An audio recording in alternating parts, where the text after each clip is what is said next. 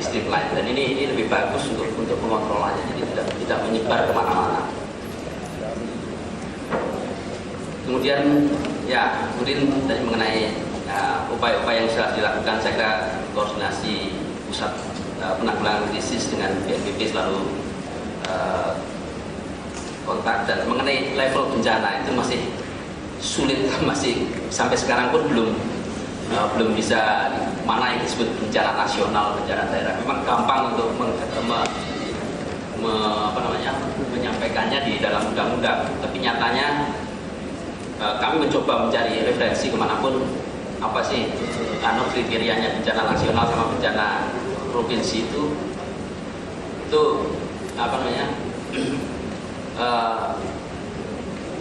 tidak menemukan. Bahkan baru bulan lalu ada pertanyaan dari Jepang menanyakan, minta contohnya Indonesia untuk membagi. Kita mau tanya di sana sih, dia tanya ke kita. Jadi ini menunjukkan bahwa tidak gampang untuk mengklasifikasikan ini bencana nasional, bencana daerah. Memang manfaatnya bagus untuk pelepasan tanggung jawab, apakah tanggung jawabnya pemerintah provinsi, perintah kabupaten, tapi untuk membuat kriterianya yang sulit. Itu yang apakah kalau 99 kabupaten 100 ini kan nggak segampang itu untuk membuat satu aturan-aturan tertentu. Jadi itulah makanya level bencana sampai sekarang belum. Nah kemudian Bu Yuni tadi mengenai bagaimana peningkatan kapasitas lokal dan perannya platform nasional. Tadi sudah saya sampaikan bahwa platform nasional tentunya menggalang mereka-mereka yang ada di tingkat nasional yang dia mempunyai koordinasi atau mempunyai perpanjangan tangan ke daerah, sehingga dengan demikian upaya-upaya untuk meneruskan kebijakan-kebijakan ataupun pengetahuan yang ada itu bisa sampai ke tingkat lokal. Memang ukuran kita itu kalau sudah bisa diimplementasikan di tingkat lokal. Bahkan tadi juga disebutkan mengenai peta, bagaimana peta yang dibuat di tingkat nasional sampai pada peta pada tingkat community base itu nggak juga gampang, karena saya juga menanyakan bagaimana keabsahan sebuah peta yang dibuat oleh masyarakat dari community base disaster management itu dari segi aspek legalitasnya dengan undang-undang geospasial yang baru. Jadi ini juga mereka buat, tapi itu yang paling applicable bagi mereka justru bagaimana legalitasnya dan keabsahannya sebagai dari geospasial. Itu juga pertanyaan saya kemarin menanyakan ke BIG, sekarang Pak Sultan jadi BIG, Badan Informasi Geospasial. Ini contoh-contoh mengenai peran dari lokal untuk membangun kapasitas lokal itu sendiri. Kemudian Pak Girsang mengenai political commitment. Ini memang sekarang wujud dari political commitment tadi itu tidak hanya janji-janji pada saat mereka kampanye.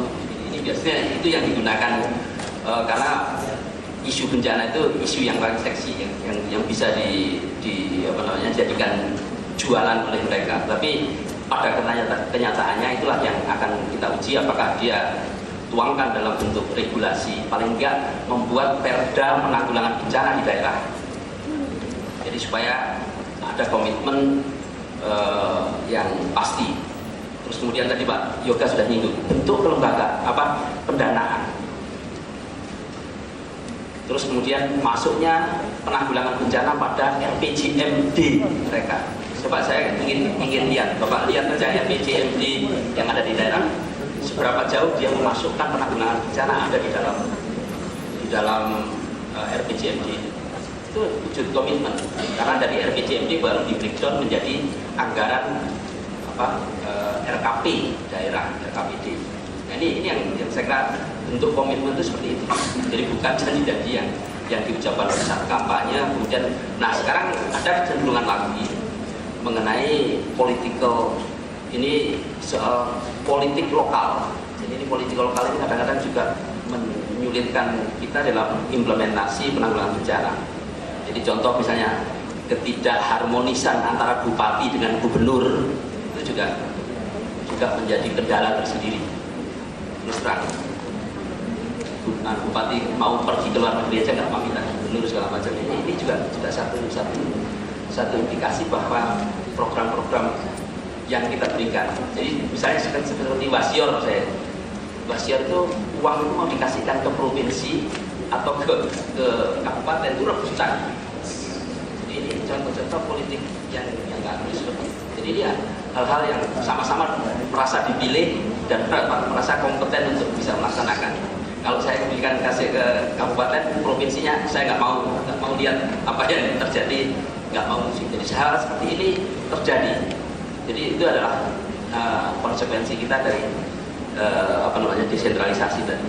Ini salah satu contoh bagaimana political commitment itu penting. Kemudian Pak Bambang mengenai informasi tadi, apakah sudah melihat geospasialnya di websitenya BNPB? Ya, jadi mungkin saya nggak tahu persis pakai data dasar apa. Tadi kalau mau berdiskusi Dr. Sutopo, kebetulan Pak Sutopo itu ada. Siap, Pak. Siap. Ya, jadi tolong diskusi saja karena saya nggak akan menjawab itu dari apa, karena saya bukan ahli mengenai perpetaan. Tapi intinya kalau saya bandingkan dengan isi dari website yang lalu, tentunya sekarang BNPB sudah lebih baik. Kemudian media, ini Bu Asti saya kira benar. Jadi media ini kita sering satu-satunya mungkin di platform yang paling sulit untuk diajak bareng-bareng. NGO sudah, akademisi sudah, tapi untuk media ini masih perlu effort untuk bagaimana mengikutkan media dalam forum-forum pengurangan risiko bencana. Karena tidak saja memberitakan bencana-bencana yang terjadi pada saat itu dengan berbagai informasi yang menarik pada saat kejadian bencana, tapi bagaimana perannya untuk mensosialisasikan pengurangan risiko bencana, yang pra bencana yang kadang-kadang ini kurang menarik untuk diberitakan. Jadi saya syukur kemarin Pak Sutopo menjabat El Sinta Award dari BNPB, kebetulan begitu gencarnya sekarang di kehumasan, di media cukup menjabatkan tempat. Kemudian ada forum disaster juga yang dikelola oleh Menristek, itu juga cukup bagus untuk bisa menjadi ajang bagi peran media di dalam penanggulangan bencana, terutama pada pra bencananya. Kemudian tadi Pak Pramana mengenai data tadi mungkin yang sudah saya sampaikan. Memang kita untuk perkotaan, terutama ini khusus perkotaan itu perlu yang detail. Sebetulnya yang kita sebut dengan micro zoning. Ini yang pada tahun ini yang saya dapat informasinya adalah BMKG melakukan micro zoning di Jakarta. Jadi ini adalah satu informasi yang kemudian yang berikutnya adalah Padang. Jadi baru 2 kota itu yang nantinya informasi mengenai perpetaan yang sangat detail 150 bahkan bisa lebih detail, ditambah dengan pemboran untuk beberapa tempat, karena kalau kota-kota itu perlu juga ada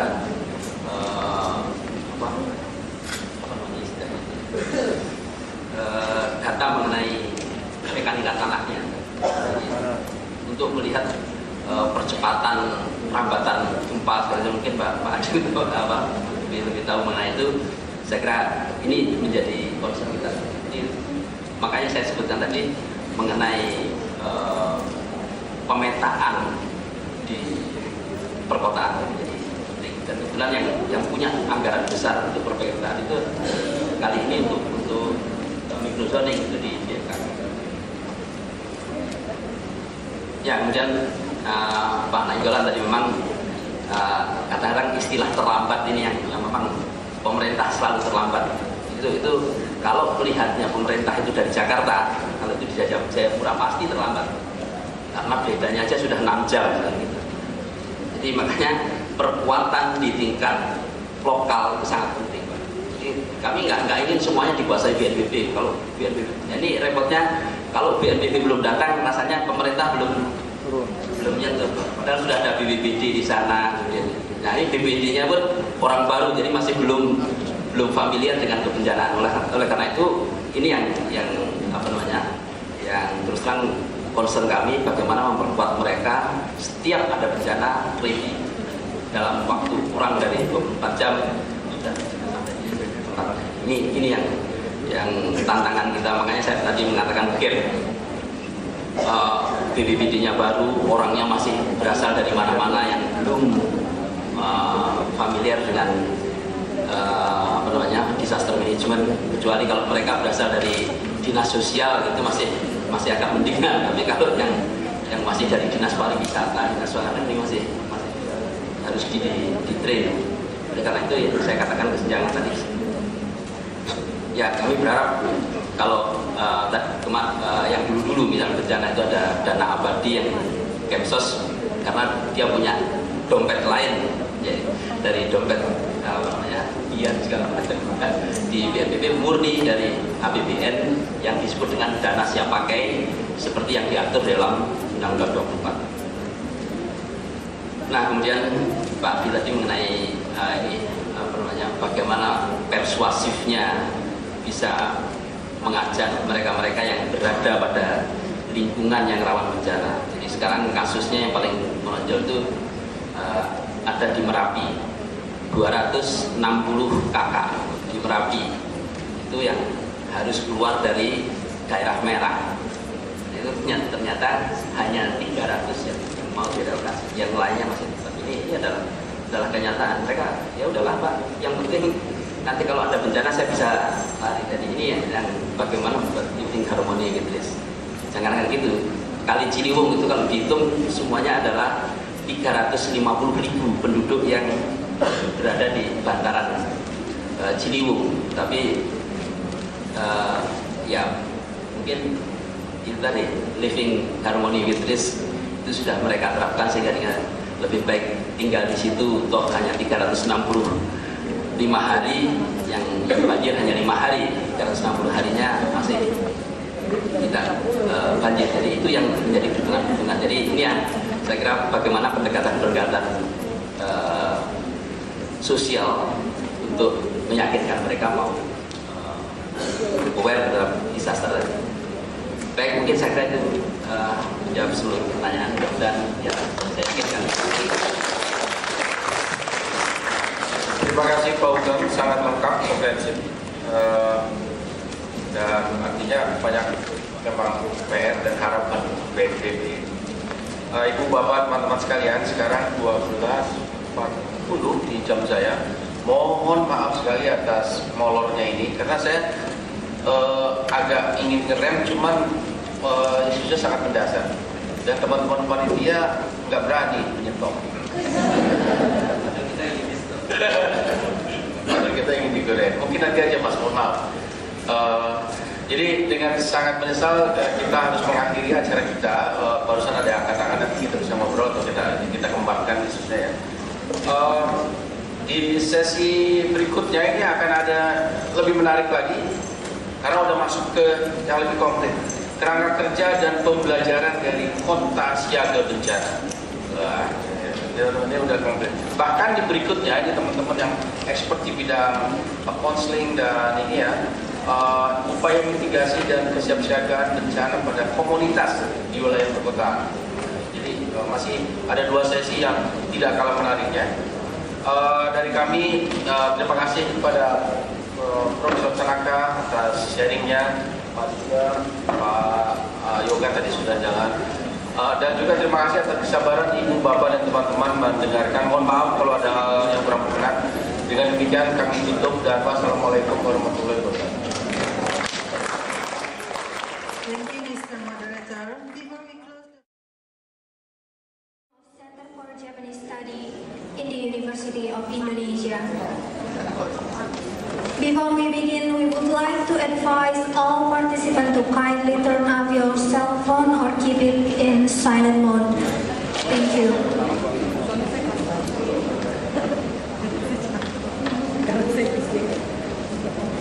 Ladies and gentlemen, this second session will discuss about framework and best practices from the resilient city. And without further ado, please welcome Ms. Chitra Wardani to moderate this session. Ms. Chitra, please. Selamat siang Bapak Ibu sekalian dan saudara-saudara. Assalamualaikum warahmatullahi wabarakatuh. Welcome back to the room and to our fourth Learning from Japan Symposium. This is quite a most difficult session because usually after lunch more of the tension are on the stomach and people are starting to feel sleepy, but I hope all presenters in this session can provide a very interesting topic. Why? Because as you can see here, more than half of the world population now are living in urban area, in cities. As you can see in the slide there, there's a quite sharp increase of people living in urban area in Indonesia compared to those in Japan. But both countries have now more than 60% people living in the area. That's why city is very important. Because city is the lifeline of society. City is the center of technology and innovation. City also the engine for economic growth. But most importantly is that in city we have a very high density. That's why disaster management is very risky and tricky things. In this session we are going to have three presenters. First, as has been mentioned earlier, we are going to have Professor Meguro. Professor Meguro is the Director of International Center for Urban Safety Engineering at the Institute of Industrial Science at the University of Tokyo. He worked a lot of modeling, so we are going to see a very interesting analysis of some data he has been working with. And the second speaker Mr. Andi Utomo, Master of Planning. He is staff at Program Studi Perencanaan Wilayah dan Kota (SAPPK) at ITB. And last but not least, we have here Bapak Danang Samsurizal. As been mentioned earlier, one of the best practice of city at dealing with disaster in Indonesia is in Yogyakarta. I hope Pak Dana can explore a lot about the experience, how to deal with the problems and challenges at the city level. So ladies and gentlemen, let's welcome our first presenter, Professor Meguro.